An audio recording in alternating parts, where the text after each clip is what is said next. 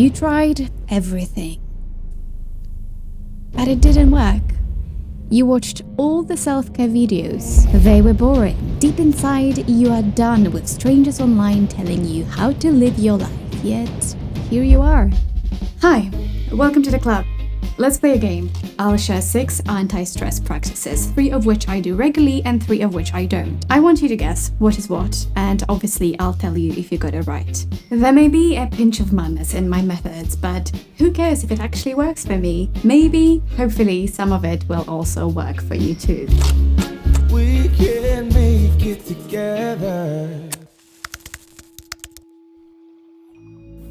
They said yoga is great for stressed people, but each time I get on the mat and hear this spa music, elevator music, I feel like a fraud.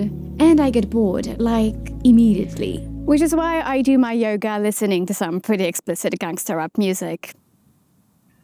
I'm back in my bag, yo. I guess it's the contrast between how I've been brought up to be this obedient, people-pleasing good girl with the big, powerful words that these rappers use that somehow makes me feel soothed and empowered. I still play small in life sometimes, but I refuse to play small with my music choices.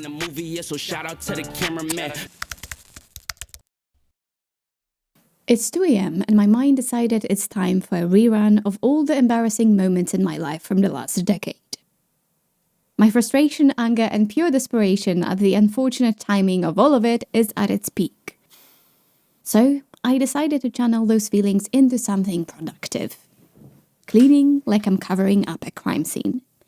In an hour or so, you would never tell anyone ever lived here and used this room. With every sweat drop that slides down my spine, I sense small relief. Maybe I can't control my thoughts, my mind, but I sure as hell can conquer the space. My life is still a mess. At least my bathroom's not. You know those days when you just feel so helpless, you want to sit on the floor and just cry? I got my own share of them. If you thought I'll share some tips on how to dry these tears, well, sorry to disappoint. Whenever I cry, my go-to thing to do is to cry some more. I put on a sad movie or read a sad book. We are so self-centered in our worries and sorrows, feeling like we're the only ones to be living through them, but we're not. And the point is not to glamorize or romanticize pain and suffering, but to realize it's quite a common part of human existence. We are not alone in our suffering. I personally find a sense of comfort and catharsis in stories of those who went through hardships larger than my own, yet somehow emerged better and stronger as a result. Another reason why I like to have a good cry when I feel like it is because so many of us were taught as kids to suppress negative emotions. But when you suppress emotions, you suppress your immune system. If you don't express your negative emotions, they can't pass through you, and instead they are stored somewhere deep inside, waiting to explode one day, like a ticking bomb. So have a good cry if you need to. Don't wallow in your own despair, but don't deny it either.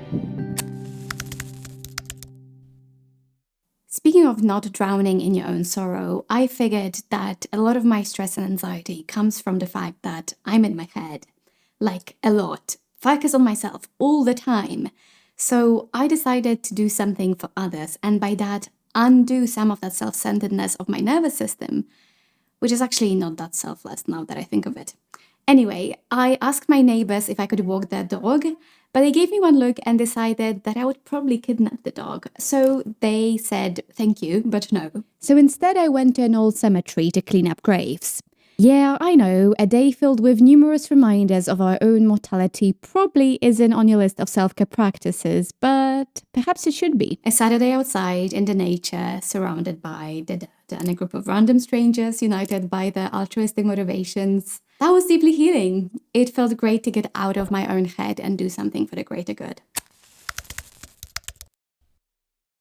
Volunteering and stuff, that's all very noble, but what if you're angry? Like, really angry. What if you feel like the world really did you wrong? Like, if the universe was an ex, it would be the really mean one who took everything you have and broke up with you over a text. So here's what I'm gonna do. I'm gonna write a complaint letter. Dear universe, last week was shit. And And so was the week before. My character development arc is so long it may eventually turn me into a villain. And let's talk about weather. Why did we not get a proper summer this year? And the few days that were sunny, I was stuck at the office, slowly turning into a vitamin D deficient office plant. And don't even get me started on the quality of sleep I've been getting. I'm starting to dream in spreadsheets and existential dread. You might just be a cosmic prankster with a really bad sense of humor. Sincerely, a very unimpressed human. That felt good. Obviously, still a people pleaser at heart. It's not like I would send anywhere, but a good vent never hurt nobody. Writing down negative emotions can decrease their intensity and alleviate a lot of stress symptoms. Some studies even suggest that expressive writing can boost our immune system. Essentially, writing down negative emotions is a form of emotional regulation and self-care. It provides safe space to process negative experiences and leads to improved mental health and overall well-being.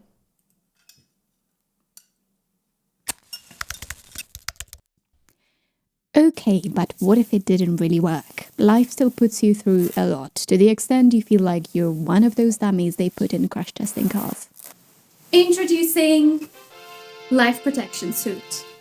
I always save all these bubble wraps and my husband is like, we don't have space for this, what are you going to do with it? Open a ceramics store?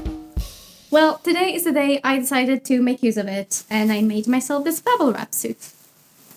The fun part about it is that I can lie on the couch and pop the bubbles.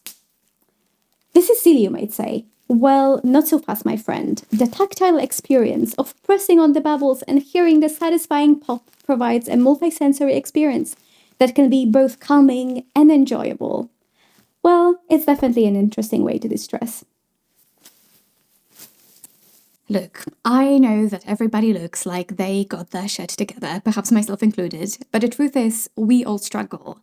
And it shouldn't be something shameful. We're all just trying to navigate this crazy thing called life, and we need a little bit of weird, we need a little bit of madness, and we need a whole lot of self-compassion to get through this. It's okay not to be okay, it's okay to try something different, and it's okay to laugh at yourself along the way. Now, when it comes to truth versus lie, I personally do clean like I'm covering up a crime scene. I feel like whenever I can't control my thoughts or my life, having control over my environment really helps. I also do cry with books and movies. Sometimes you just need a good cry and some catharsis. And I do volunteering, as you could see from photos. Science actually shows that even giving somebody a compliment raises our own happiness hormones, so give it a try. As for the things that I don't do yoga with rap, even though I do like a lot of hip-hop and rap music, just not with yoga.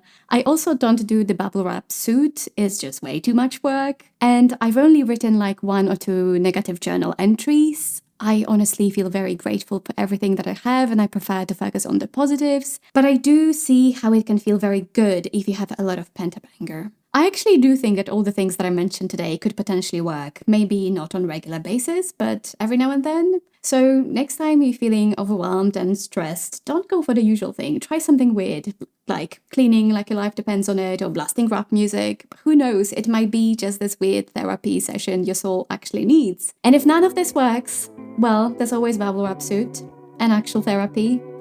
Let me know what you think and remember, you're not alone. People in therapy are often there to deal with people